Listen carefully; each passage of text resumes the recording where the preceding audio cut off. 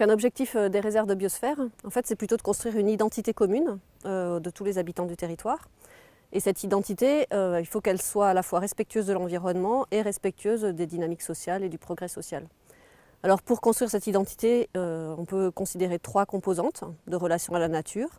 Une première composante qui est une composante qu'on appelle cognitive ou de connaissance, donc savoir ce que c'est, identifier, intellectualiser, rationaliser, etc.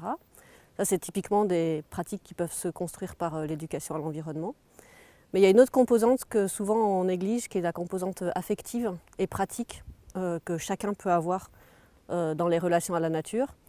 Et donc là, une des responsabilités des réserves de biosphère peut être de donner des conditions en fait, pour que chacun des habitants puisse s'approprier un espace de nature quotidienne, soit en allant jouer avec, soit en allant l'observer, faire de l'art, se promener, etc. pour construire cette relation individuelle affective avec la nature.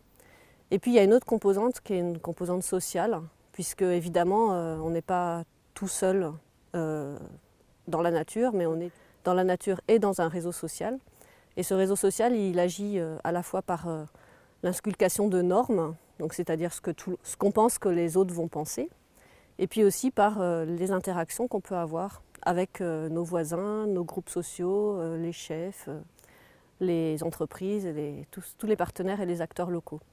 Et là encore, les réserves de biosphère peuvent avoir un grand rôle, puisque un de leurs objectifs, c'est de mettre en relation les acteurs locaux les uns avec les autres, et histoire de construire des projets communs, que tout le monde se connaisse, etc. Et là, en construisant ces relations avec les acteurs locaux, petit à petit, il peut y avoir un discours qui se concrétise et qui se construit de façon collective, qui tient en compte la protection de la nature comme la protection du lien social.